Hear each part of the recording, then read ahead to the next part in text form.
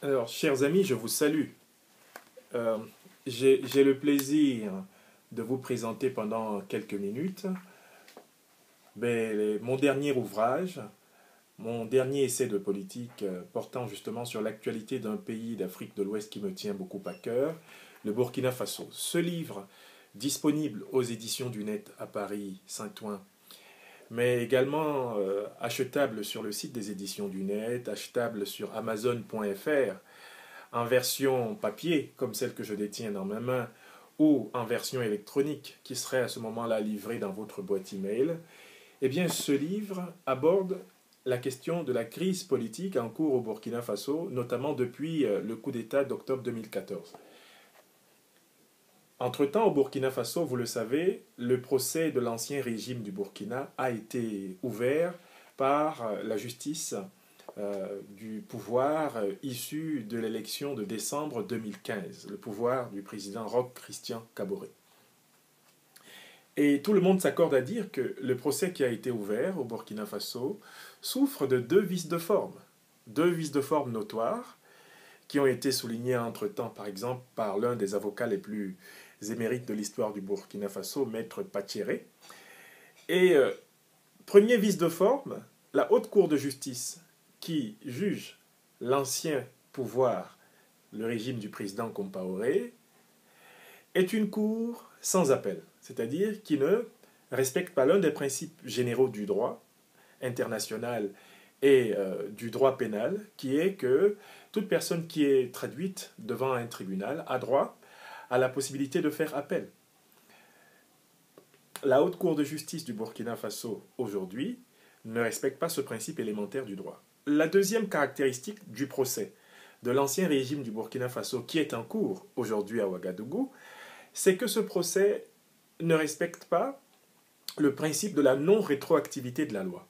Rendez-vous compte que la Haute Cour de justice, qui siège aujourd'hui au Burkina Faso, se base sur une loi mise en place en 2015 pour juger des faits supposés avoir eu lieu en 2014, à savoir la répression donc de la population insurgée par le régime du président Compaoré, lorsque cette population, en réalité, dans le cadre d'un coup d'État savant mené par une partie de l'armée et des associations de la société civile, eh bien, a attenté à un régime légal et légitime qu'elle a fini par renverser, bien sûr, encadré par des militaires et des politiques dont on voit aujourd'hui qu'ils ont bénéficié, grâce à l'exclusion de leurs rivaux, de l'accaparement du pouvoir. Donc, on juge aujourd'hui à Ouagadougou dans le cadre d'une haute cour de justice qui n'admet aucune possibilité d'appel sur ces verdicts. On juge à Ouagadougou dans le cadre d'une haute cour de justice qui se fonde sur une loi mise en place après les événements qu'elle est supposée arbitrer. C'est-à-dire, en réalité, qu'on juge au mépris du principe de la non-rétroactivité de la loi. Principe qui est d'ailleurs reconnu dans les traditions juridiques africaines, avant la colonisation, qui veut que l'instance suprême qui finit par juger d'une affaire n'en juge qu'après que cette affaire soit passée par une, deux cours, subordonnées l'une à l'autre, et ayant examiné préalablement cette affaire. Or, pourquoi est-ce que j'évoque cette actualité burkinabé? J'évoque cette actualité burkinabé pour vous dire que c'est l'objet du livre que j'ai publié.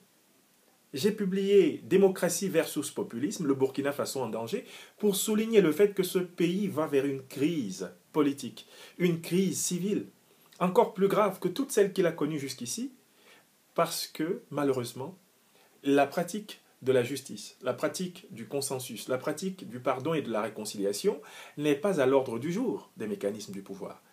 Donc, chers amis, mon livre, paru en fin avril dernier, donc à Paris Saint-Ouen, est plus que jamais d'actualité. Je vous invite à le lire. J'ai démontré dans ce livre comment, sous couvert en réalité de justice politique, sous couvert de modernisation politique, le Burkina Faso est en train d'être accaparé en réalité par des pratiques populistes.